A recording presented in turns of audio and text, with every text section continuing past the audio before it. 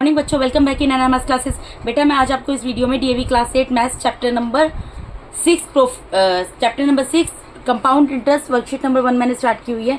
इसका question number 3 इस video में मैं आपको कराने जा रही हूँ। तो चलिए देखते हैं इसके थर्ड क्वेश्चन में क्या बोल रहे हैं बेटा। इसका थर्ड क्वेश्चन है, find the amount and the compound interest on a sum of ₹8,000 at 5% per annum for 3 years compounded annually. देखो पहले क्वेश्चन को समझो। यहाँ पर क्या बोल रहे हैं, आपको अमाउंट बताना है और कंपाउंड इंटरेस्ट भी बताना है on a sum of. On a sum of का मतलब होता है प्रिंसिपल, ठीक है, इसमें कंफ्यूज नहीं होना है। अगर प्रिंसिपल वर्ड नहीं दिया, ऑन अ सम ऑफ दिया, इसका मतलब प्रिंसिपल दिया है। ₹8,000 5% पर एनम फॉर 3 years। जब इंटरेस्ट कैसे बैंक चार्ज करेगा, कंपाउंडेड एनुअली, यानी कि सालाना, एक साल में एक बार बैंक इंटरेस्ट उसके ऊपर चार्ज करेगा जो भी अमाउंट है। तो हमें यहाँ पर क्या क्या पता लग गया बेटा, हमें यहाँ पर ये पता लग गया कि प्रिंसिपल कितनी है। प्रिंसिपल यहाँ पर कितनी दी हुई है, ₹8,000, ठीक है जी। उसके अलावा रेट ऑफ इंटरेस्ट दिया हुआ है,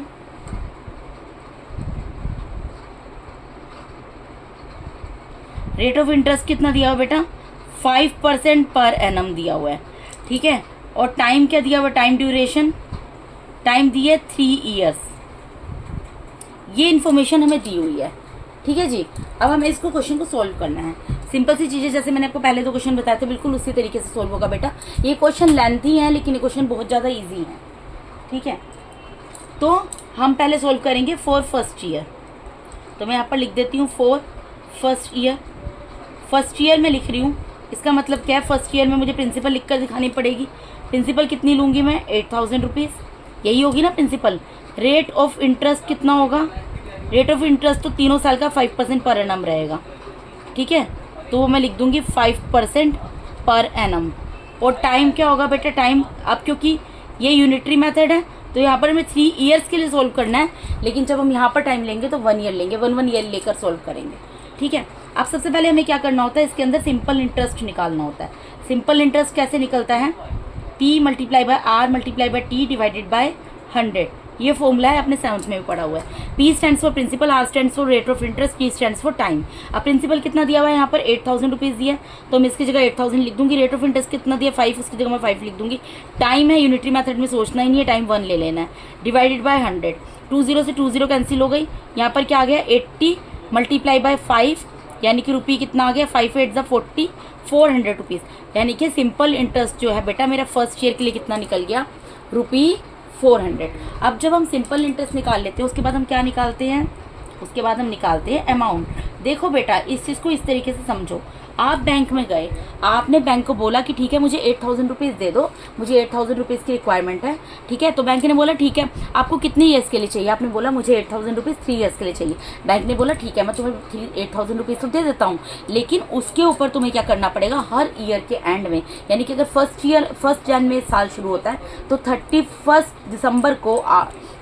दिसंबर होते ही आपके ₹8,000 के ऊपर, जो स्टार्टिंग में आपका जो भी आप अमाउंट ले, प्रिंसिपल है जो भी आपकी, उसके ऊपर आपको क्या करना पड़ेगा, 5% पर एनम, यानी हर साल 5% उसके ऊपर इंटरेस्ट चार्ज करूंगा मैं।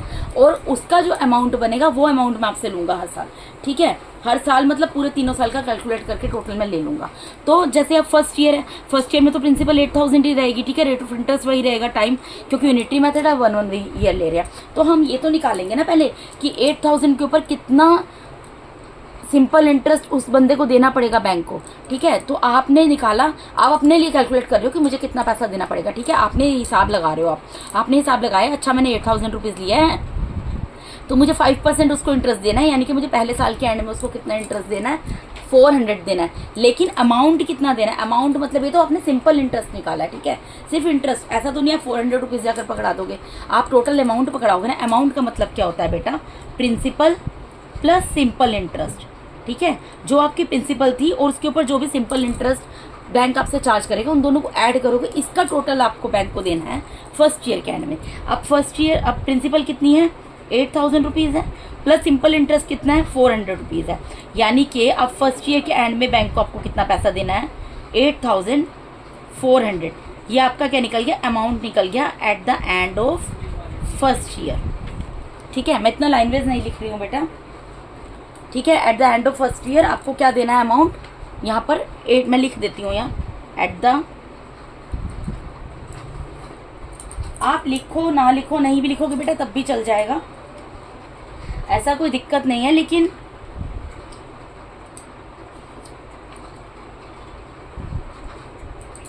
लिख दो देना आप amount at the end of the first year.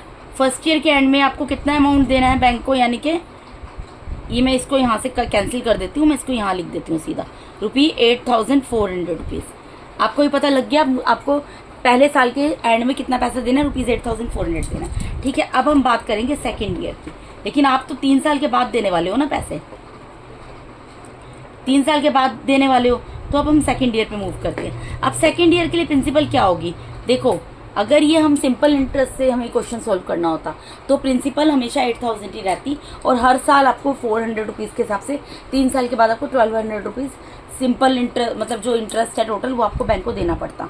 ठीक है, 8,000 के अलावा ₹400 3 ईयर्स के कैलकुलेट कर दो, क्योंकि 8,000 के ऊपर अगर मैं 5% के हिसाब से हर साल निकालूंगी रेट ऑफ इंटरेस्ट तो सेम ही निकलेगा ना, 400 ही निकलेगा। लेकिन अब ये क्योंकि कंपाउंड इंटरेस्ट की बात हो रही है, तो इसलिए जो मेरा प्रिंसिपल है वो हर साल चेंज हो जाएगा, यानी कि जो प्रीवियस ईयर सेकेंड ईयर से प्रीवियस ईयर जो मेरा अमाउंट बना है वो सेकेंड ईयर के लिए प्रिंसिपल बन जाएगा, यानी कि सेकेंड ईयर की प्रिंसिपल क्या आ गई, ₹8,400। जो प्रीवियस ईयर सेकेंड ईयर से पहले वाला साल कौन सा है, फर्स्ट ईयर ही है, उसका अमाउंट कितना आया 8,400 सॉरी, तो ये 8,400 जो है मेरे वो सेकेंड ईयर की प्रिंसिपल बन जाएगी। ठीक है, रेट ऑफ इंटरेस्ट तो सेम रहेगा बेटा, उसी हिसाब से चार्ज करेगा बैंक। कितना rate of interest, 5% per annum, और टाइम यूनिटरी मेथड है तो 1 ईयर लेंगे, क्योंकि हम 1 ईयर का सोल्व कर रहे हैं ना, पहले हमने फर्स्ट ईयर का सोल्व कर लिया, अब हम सेकंड ईयर का सोल्व कर रहे हैं। तो अब यहाँ पर हम क्या निकालेंगे, सिंपल इंटरेस्ट निकालेंगे। अब हम निकालेंगे, हमने वो निकाला था इंटरेस्ट, सिंपल इंटरेस्ट 8,000 के ऊपर, लेकिन अब तो हमारा प्रिंसिपल चेंज हो गया ना, 8,400 हो गया, तो 8,400 के ऊपर अब हमें कितना सिंपल इंटरेस्ट देना पड़ेगा ये हम निकालेंगे। तो देखो फॉर्मूला लगा दिया, अब प्रिंसिपल कितना है 8,400 वो लिख दिया, मल्टीप्लाई बाई आर कितना है 5 लिख दिया, मल्टीप्लाई में 1 लिख दिया, डिवाइडेड बाय 100 लिख दिया। यहाँ 20 से 20 कैंसिल हो गई, 84 को 5 से मल्टीप्लाई कर देंगे तो हमारा क्या निकल जाएगा, यहाँ पर सिंपल इंटरेस्ट निकल जाएगा। मल्टीप्लाई करके आप देख सकते हो बेटा,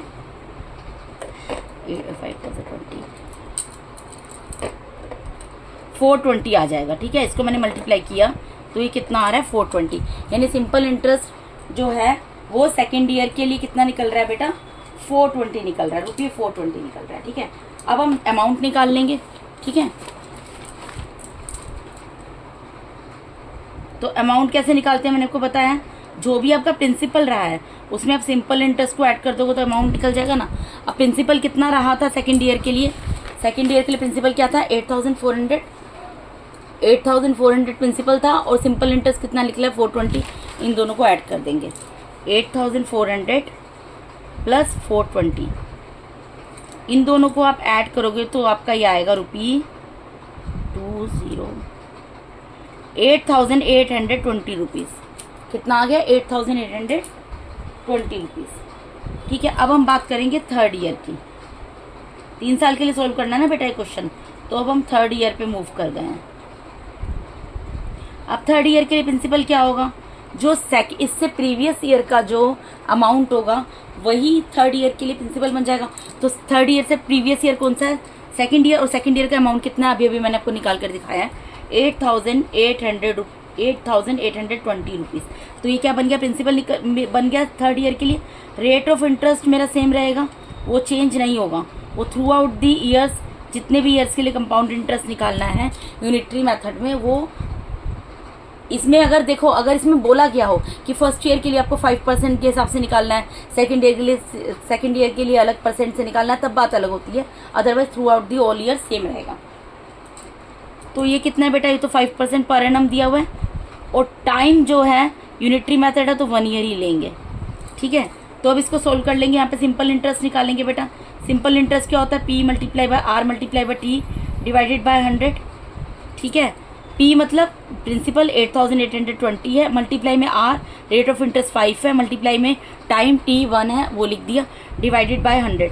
एक जीरो से एक जीरो करके कट के 5 1 ज़ा 5, 5 2 ज़ा 10, 2 1 ज़ा 2, 2 4 ज़ा 8, 2 4 ज़ा 8, 2 1 ज़ा 2, यानी कि सिंपल इंटरेस्ट कितना आ गया बेटा थर्ड ईयर का, ₹441। अब सिंपल इंटरेस्ट में पता लग गया, अब हमें क्या निकालना है, अमाउंट निकालना है, तो अमाउंट निकाल लेंगे। अब अमाउंट क्या होगा, जो स्टार्टिंग में प्रिंसिपल, आप कितना पैसा दोगे थर्ड ईयर में, सोचो, जो आपका प्रिंसिपल बन रहा है थर्ड ईयर का, प्रिंसिपल प्लस में जो उसके ऊपर सिंपल इंटरेस्ट निकला है, बैंक तो प्रिंसिपल लेगा ही लेगा और साथ में सिंपल इंटरेस्ट भी लेगा, ठीक है। तो प्रिंसिपल कितनी है यहाँ पर 8820 और सिंपल इंटरेस्ट कितना है 441। इन दोनों को प्लस कर लो आप, इन दोनों को प्लस करोगे 9261 आएगा, अमाउंट आ गया आपका। तो ये अमाउंट क्या निकल गया, अमाउंट आपका निकल गया at the end of third year, amount at the end of third year is equals to ₹9261। बेटा मैंने यहाँ पे नहीं लिखा था, यहाँ लिख देती हूँ, amount at the end of second year, second year के एंड में निकला था ये अमाउंट, ठीक है। ये वाला जो अमाउंट निकला था ये आपका सेकेंड ईयर के एंड में निकला था ये, ठीक है। अब यहाँ पे लिख दिया थर्ड ईयर के एंड में कितना अमाउंट है 9261। अब आप मुझे एक चीज़ बताओ, कंपाउंड इंटरेस्ट कितना होगा, कंपाउंड इंटरेस्ट फॉर 3 ईयर्स, क्योंकि इसमें ऐसे कोई स्टेटमेंट तो दी नहीं, हमें जो दिया हम सिंपल वही लाइन में लिख रहे हैं, हमें 3 ईयर्स के लिए निकालना था ना। तो 3 ईयर्स के लिए कंपाउंड इंटरेस्ट क्या होगा, आपने बैंक से स्टार्टिंग में जो पैसा लिया, आपने कितना लिया था, इसमें आपने लिया था ₹8000, आपने 8000 लिया था, लेकिन आप बैंक को जाके कितना दे रहे हो 9261 दे रहे हो। तो ये जो आप पैसा एक्स्ट्रा दे रहे हो, ठीक है, 1261 एक्स्ट्रा दे रहे हो, किस चीज़ का दे रहे हो, ये किस चीज़ का दे रहे हो, ये ऑब्वियसली कंपाउंड इंटरेस्ट ही तो दे रहे हो। तो यानी कि कंपाउंड इंटरेस्ट कैसे निकलता है बेटा, अमाउंट जो लास्ट में अमाउंट आता है उसमें से स्टार्टिंग की प्रिंसिपल को माइनस कर देते हैं।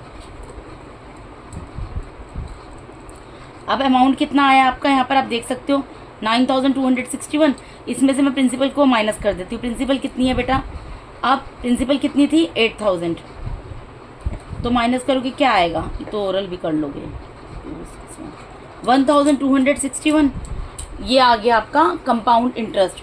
यानी कि आपको अब इस क्वेश्चन में क्या क्या पूछा है, एक तो अमाउंट पूछा है, तो अमाउंट आपको कौन सा बताना होता है, therefore amount is equals to जो थर्ड ईयर का है लास्ट ईयर का वो बताओगे, ठीक है। एंड और क्या बोला है, कंपाउंड इंटरेस्ट बोला है, कंपाउंड इंटरेस्ट का एब्रीविएशन C.I. होता है, वो मैंने लिख दिया, वो कितना निकला ₹1261।